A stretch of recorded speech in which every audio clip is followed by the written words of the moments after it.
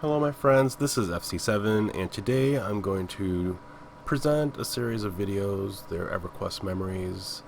They're re-uploads of videos that I did have on my channel a few years ago now, but I'm re-uploading them in a collection, and I'm presenting the original artwork that I commissioned from the Starvin Artists section of Reddit for some of these videos too.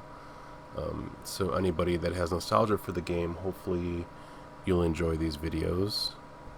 Originally I had about 15 of them on my channel, but I'm going to upload 7 here and maybe do the other ones in a future collection so that these memories are not lost to time. The first video in this collection is the video that was the most popular when it was uploaded. This was by far the most viewed one. It's about the best player I had ever seen, so I hope you guys enjoy it.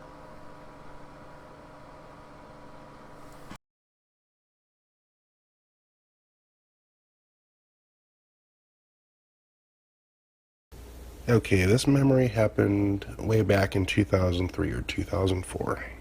I had just started another Lost Dungeons of Norath expedition, probably the 3rd or 4th that day, probably 20th that week.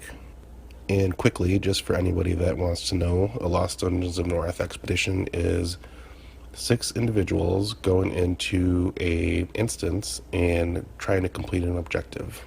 It's like a zone made just for your group that disappears after your group leaves. And the group consisted of the usual individuals. You had the DPS, the healer, and the tank. And if I remember correctly, this particular expedition was one where you had to collect items, and once you reached the item limit, your expedition was completed. But it involved defeating a lot of enemies along the way.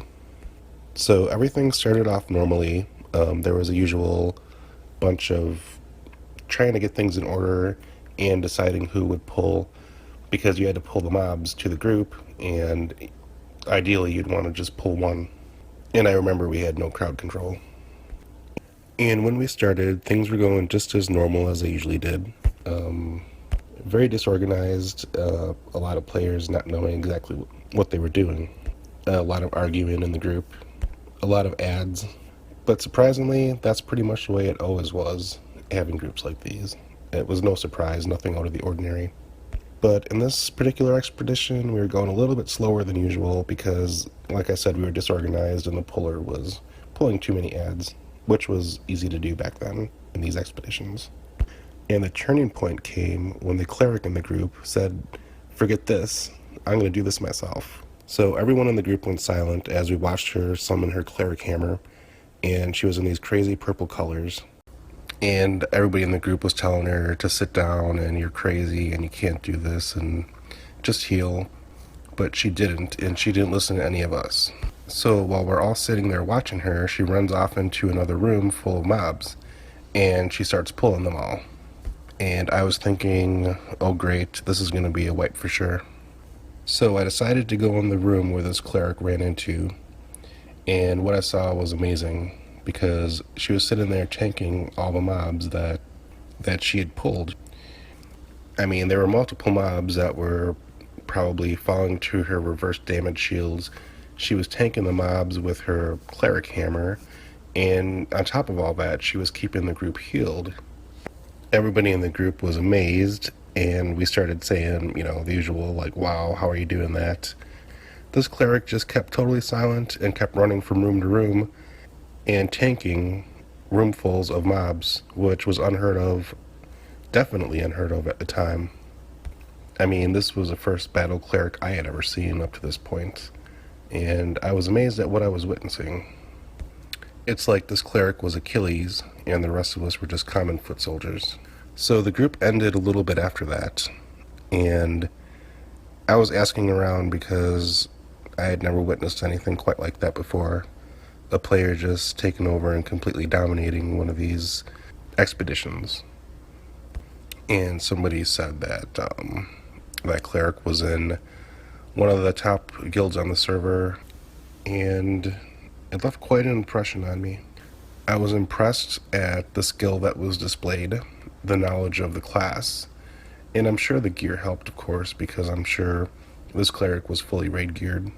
I actually was so impressed that later on in my Everquest career, I tried to become a cleric myself because I created a cleric 2 months after I started with my necro, and he was pretty much just a secondary character that would stay in the bazaar and sell items, but I tried to get serious and level him up and become a battle cleric myself.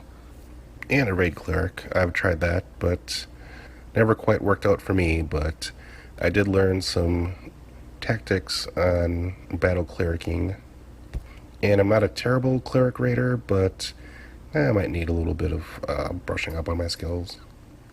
So, in closing, the actions of that one cleric all those years ago helped me create an alt that I enjoyed playing for many years and will hopefully continue playing in the future. All right. Hope you enjoyed my memory. Any questions or comments or anything, just leave them below. I plan to maybe answer some questions in one of my videos soon, so if you want any questions answered about EverQuest, just leave them below and I'll read them in the future. All right, thanks.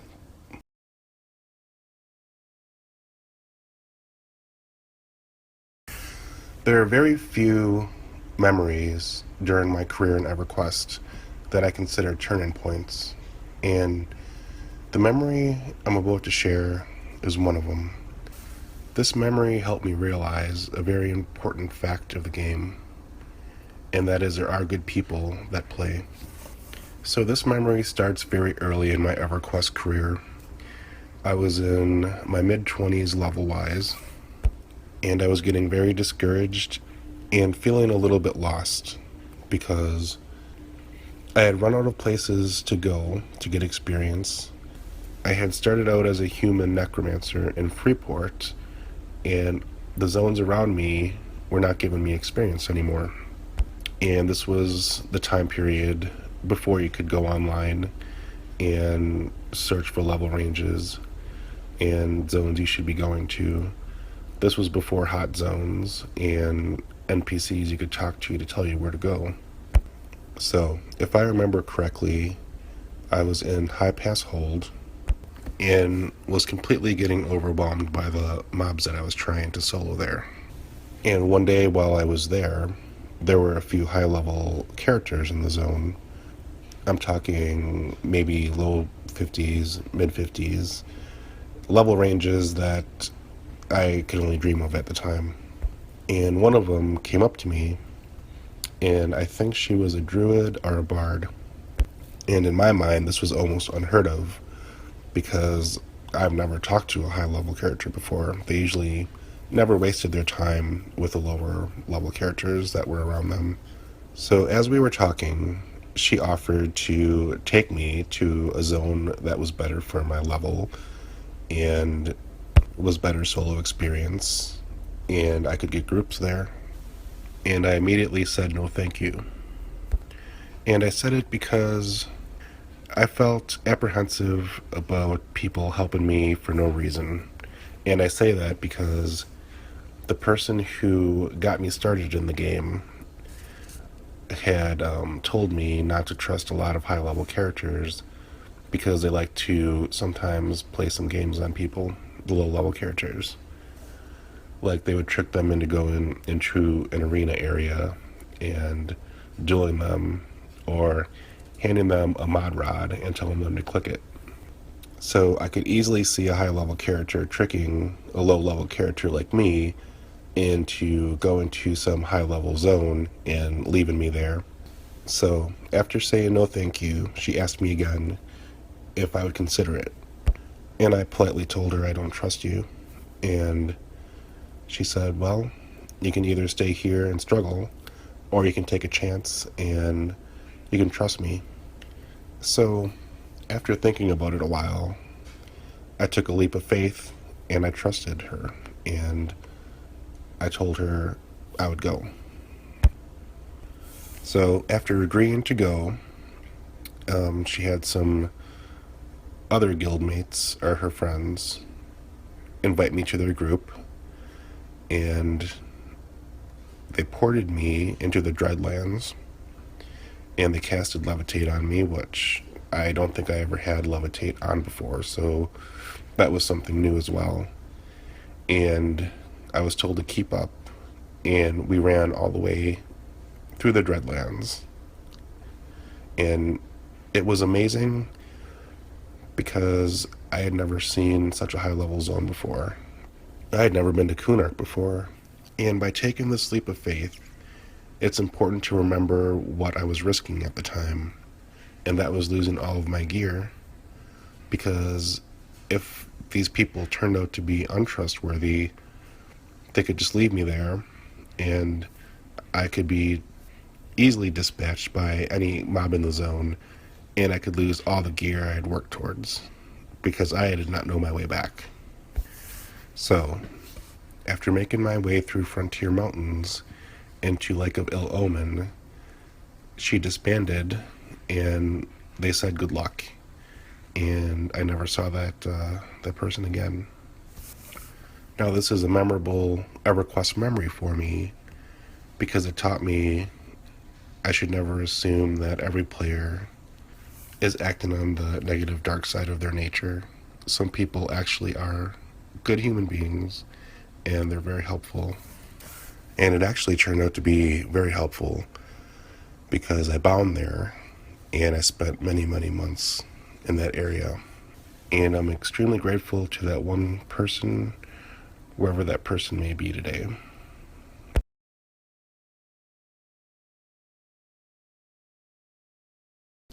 During my EverQuest career, it's very rare to have two notable things happen at the same time.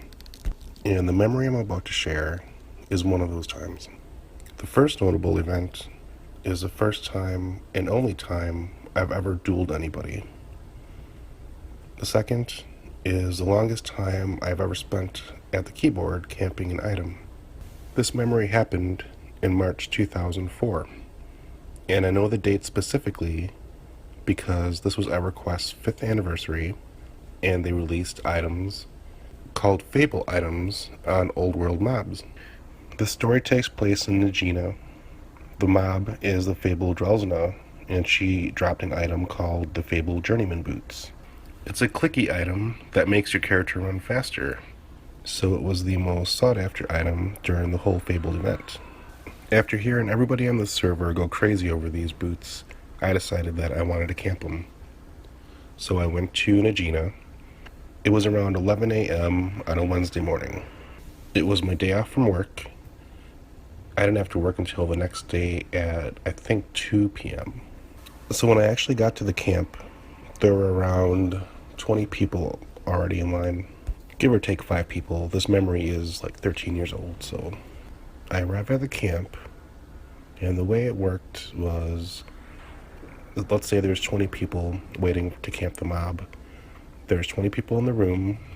Whenever somebody shows up, they get a number. So I would have been number 21. So basically, you had to wait your turn. The people before you get the first shot at the mob.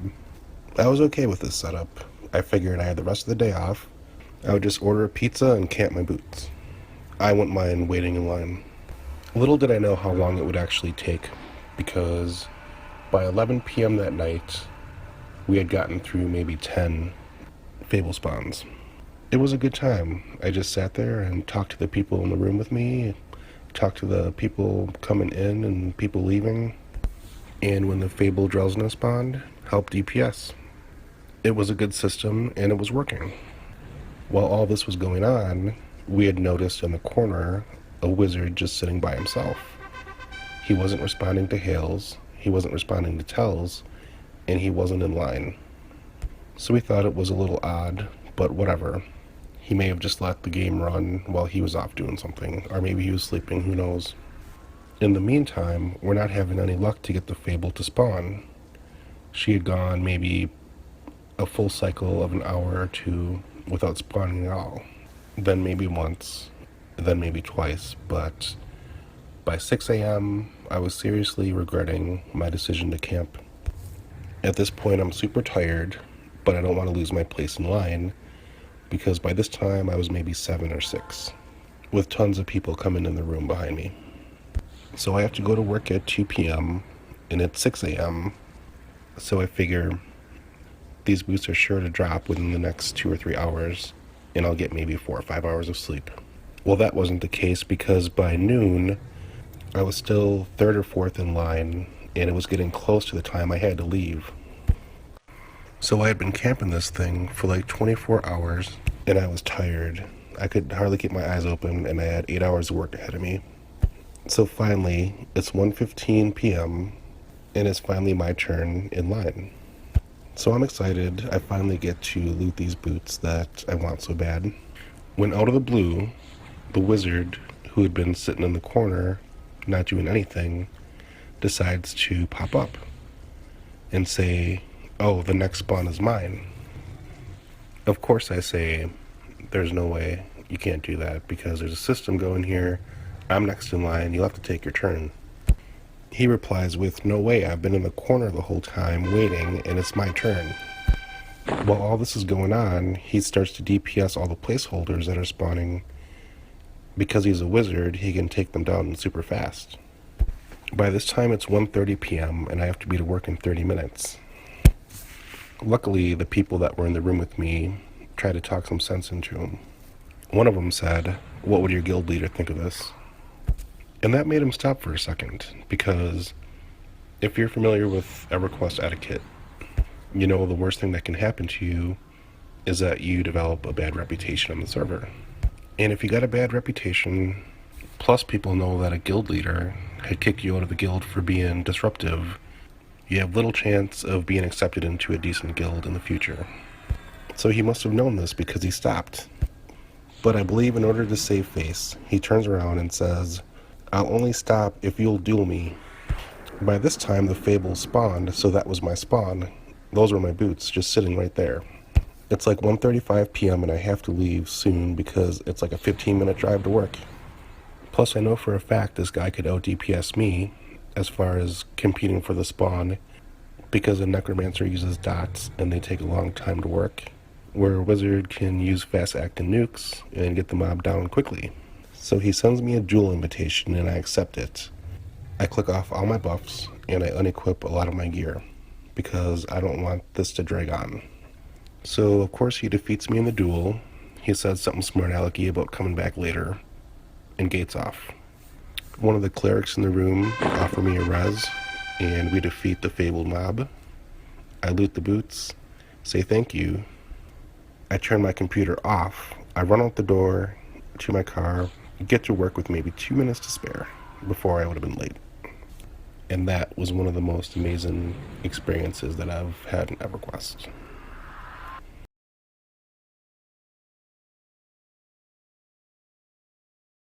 So one day I was running through Shadowhaven and I see a shout for help. I thought maybe I was mistaken because Shadowhaven is not a zone where people usually shouted for help. It's a zone without any aggressive mobs at all. So I was curious and started looking around. Eventually I turned a corner and saw another player standing there. And I asked him, "Do you know where that shout's coming from?" And he's like, "Sure, right over there." And I look around and eventually I see this halfling and he's stuck between a stairway and the side of a structure. And the guy who's stuck is like, "Hey, can you give me a hand here? I can't get out." And after thinking for a second, I was like, "Well, there's not much I can do. I have no idea how to get you out of there."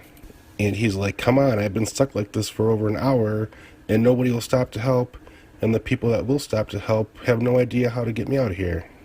So after thinking for a bit, and keep in mind this was before the rewind function was added to the game, I told him, "Well, maybe I can cast Dead Man Floating on you, and it's a levitate that might help you get out of that spot. I can give it a try." And he's like, "Okay, anything will help, just try it."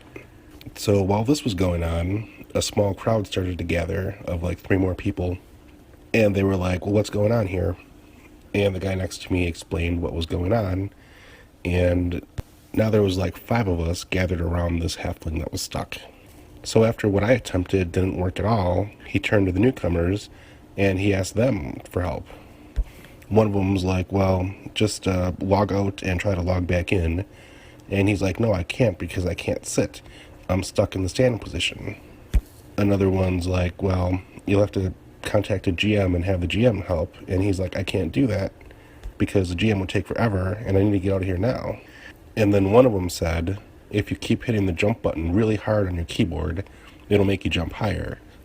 And then another player's like, don't listen to him, he's just messing around with you, that's a total lie. And then he fires back that it's not a total lie and that he does it all the time.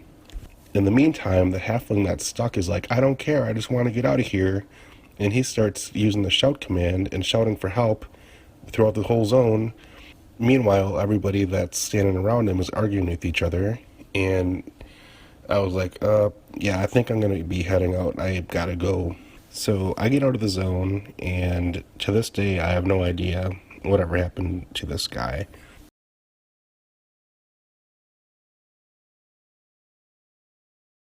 This memory happened around the time Legacy of Yikisha was released. And one day I was running through the Gulf of Gunthak. All of a sudden, somebody sends me a tell.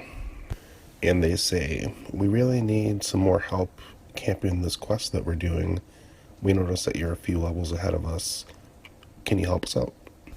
During this particular play session, I had been playing for at least 6 or 7 hours, and I was ready to log off and just go to bed. But they were persistent, and more than one person in the group sent me a tell. So reluctantly, I dragged myself over to the beach where they were at, and I told them I would help you for a bit, but I can't stay very long. So as we were sitting there on the beach camping the mobs that he needed for the quest, I asked them, well, what quest are you doing? And they said they're doing the temperance spell for their cleric. And I thought to myself, oh no, this quest takes forever. I've heard horror stories about it, the length of time it takes for the mobs to pop. But I decided to be a nice guy and help anyways. And as it turned out, the quest was taken just as long as I feared it would. We were there for 20 minutes, and then 30 minutes, and then 40 minutes, and their mobs were not popping. Finally, I told them, hey, I have to leave. I'm tired, and I'm sure you guys can do fine on your own. And they were like, no, you gotta stay and help. We can't do this without you. Keep in mind, this was a full group of like 5 other people. This was before mercenaries, so all 5 of them convinced me to stay for a little bit longer. Well, a little bit longer turned into 2 more hours. After these 2 hours, the mobs still had not spawned that they needed. And as I'm in this group, I'm the one who's pulling every mob that they need from the beach. I'm pulling singles, I'm snaring the mobs, slowing the mobs while they're sitting there chatting with each other, having a good old time. Most of them were chatting or AFK. And while we had a lot of downtime, the usual banter and talking was going on. They were talking about fellow guildmates and laughing and joking. I didn't know these people. They were complete strangers to me, and I certainly didn't know anybody in their guild. So I was like, whatever. I'm tired, and I just want to get this over with. So after another grueling hour ticks by, their mob finally pops. They loot the item that they need. One of them turns to the other and says, are you ready? And that person says yes. Then they disbanded me from the group and teleported off, leaving me just standing there. The reason why this memory has stayed so strong with me over the years is because one day I fully expect, out of the blue, I'm going to receive a tell. And the person is going to be like, you may not remember me, but 14 years ago you helped me get my temperance spell, and for some reason I forgot to send you a thank you. And that, my friend, is what I'm waiting for, because I want my thank you.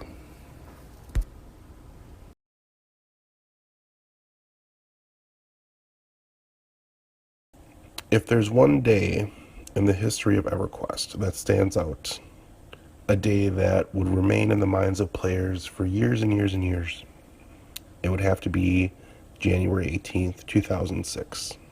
If you were to compare it to a real world event, this would be like a Chernobyl, or the Challenger exploding, maybe the Titanic sinking.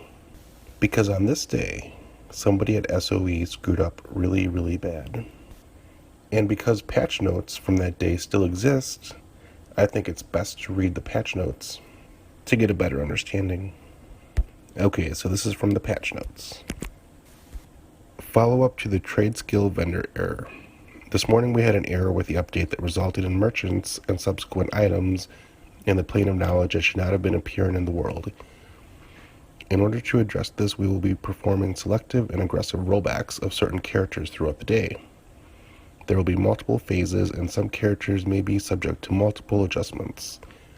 If you believe that you have been involved in any way, even indirectly, then please consider holding off your playtime until tomorrow. We apologize for the inconvenience, and we are resolving this in the most complete way possible. Okay, so that was a patch notes. So basically what happened was there was a regular patch that morning, and the developers accidentally left beta vendors in because the beta for Prophecy of Ro was going on at the time. And somehow they mixed up and accidentally put the vendors from the Prophecy of Ro expansion onto the live servers before the expansion was released. At least I believe that's how the story goes, because this memory is 11 years old right now. And with memories, the farther you go back, the less detail you remember, but the more feelings seem to stick out. And with this particular memory, I do remember some details because I was there, and I definitely remember people's reaction to it. And I'm going to share what I remember about that day. So that morning it was business as usual. Nothing really out of the ordinary. I had logged in right after the patch was done.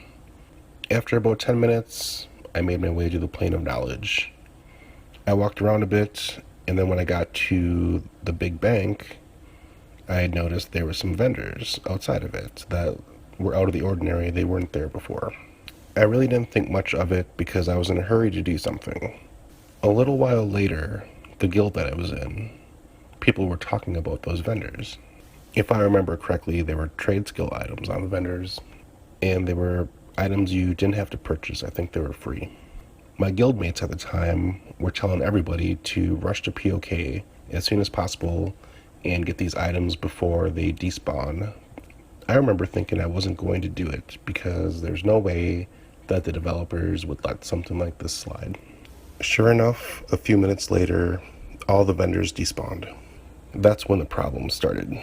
Over the next few days, because the developers screwed up and because some players took advantage of that, there were players being rolled back. The problem was it wasn't just the players that bought the items from the vendors. It was also players that had nothing to do with it. So I believe what happened was this.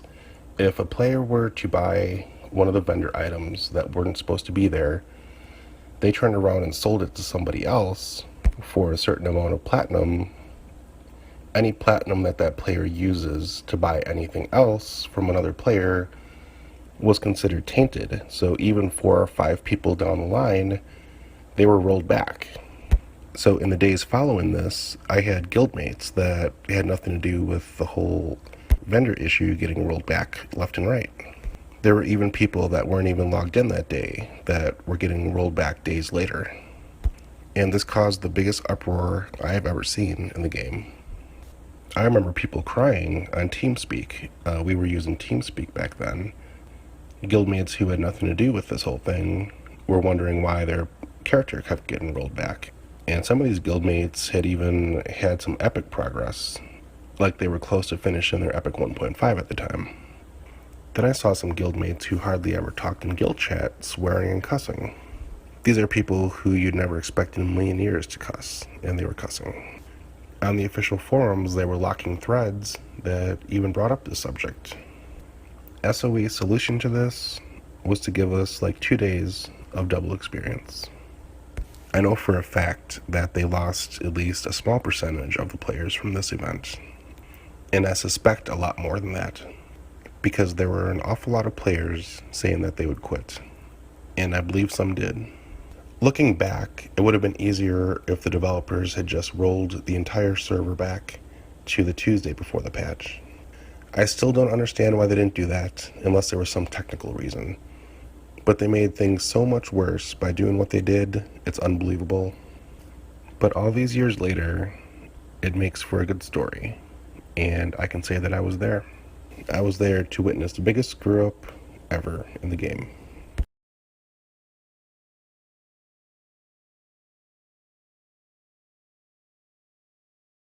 Hello everybody, and welcome to my Everquest channel.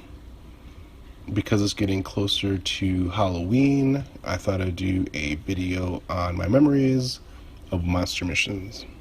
I'm going to explain exactly what monster missions are, my personal memories of them, and then just some final thoughts. Okay, in all the history of Everquest, there's never been anything quite as unique as the monster mission. It was introduced in September of 2005, along with Spirit Shrouds, during the Depths of Dark Hollow expansion. Come to think of it, maybe I should call this video the rise and fall of the monster mission, because I've never seen anything gain so much popularity so quickly and then lose the popularity just as fast. So a monster mission is a regular group task. It transports you to an instance zone so it doesn't take place in the regular world. When you get in that instance zone, your character is transformed. For example, if you were a level 80 Shadow Knight, you're now transformed into a level 20 Cleric. And that's true with the rest of your group as well. Before zoning in, you all choose a different class. Every item that you had on your regular character is completely gone. You've now totally transformed. So as these new characters, your group has to go out and complete objectives until you win the task, and then you get your reward. And then you're transported back to Norath as your regular character. So that's monster missions in a nutshell. Now onto my personal memories of doing these missions. The first memory I'm going to share is a monster mission we used to do over and over. This was on 7th Hammer. If I remember correctly, I had just joined a new guild, and we would just do the same mission over and over all the time. I don't remember the specific task name, but I do remember the steps involved.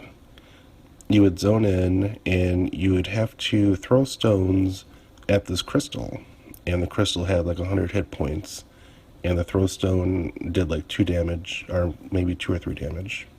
It would transform you into a level 20 fairy.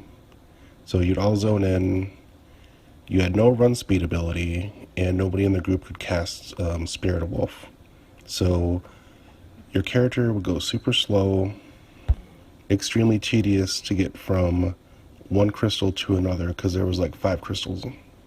Each one would take about 5 minutes to get down to 0 hit points. I remember the first time doing the mission, I was happy after we finally got this crystal destroyed. And I was like, well, what's the next step? And they're like, oh, there's 4 more that we have to do. So we'd all fly to the next crystal, moving at a snail's pace. We would start hitting these crystals with the stone. And I remember just sitting there, looking to my left, looking to my right, and wondering if my group mates felt as silly as I did. My next memory involves High Pass Hold and a mission called Pick Claw's Revenge.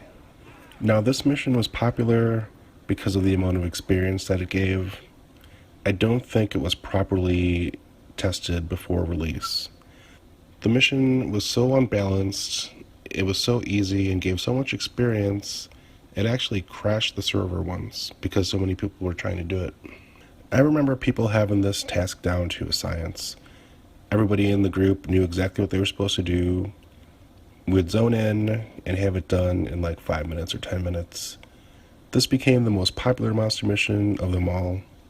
It was nerfed a couple months later, but they left it up for a long time. I believe it was released in September, and it took them till February of the next year to actually fix it and balance it correctly. I remember after this one was nerfed, monster missions became deserted. Nobody did them anymore. People would do a few missions here and there in different areas, but after they took the nerf back to all the missions and nerfed the way you got experience, people just abandoned the whole thing. So looking back on monster missions, those 2 memories seem to stick out the most. The missions actually made kind of a resurgence a few years later when they introduced the Old Man Mackenzie missions, which actually dropped some decent loot, but it was a lot different than the missions introduced in Depths of Dark Hollow. I don't really have many standout memories of doing the Old Man Mackenzie missions. They were pretty straightforward, again, pretty tedious and boring. My frustration with the monster missions came when the developers decided to take all the experience away. We were used to having a certain amount of experience. After they fixed it, they weren't worth doing. Like the time investment for reward didn't match up. So I think a lot of us quit because of that. So some final thoughts on my personal memories, because I don't want to be all negative. Some positive things about these missions were you were together as a group, and because of the tedious nature, you really would communicate during these missions. You'd get to know the people on your server, and they would get to know you. You would just, I don't know, small talk about things, and get to know each other. Sometimes you would just be doing the mission and just have tons of fun talking to people that were in your group. So it did create a unique, positive atmosphere for communication. I will give it that. So that should finish up this video on monster missions. Anybody have any questions or comments? Leave them below. Thumbs up or thumbs down. Everybody have a great Halloween holiday. Bye. Alright, that is a collection of 7 Everquest memory videos that I re-uploaded in this collection. They really are my favorite kind of videos to do. I really enjoyed creating them. As you can tell from some of the videos, they were uploaded and released at different times of the year. I really enjoy doing them. Maybe I'll do some more in the future. Maybe I will do the remaining 7 that I have. But I don't know. I'm pretty much just putting these out there, seeing how they'll do, if people like them, if they don't. So that should just about do it for this video. I hope everybody is doing good. As of this recording, there's a big quarantine going on because of some pandemic. Hopefully these stories will help get you through. If you're bored and have nothing else to do, and you have some time on your hands, and you love nostalgia for EverQuest, then by all means, watch these videos, these series of videos. So that should just about do it again for me. Everybody have a great day.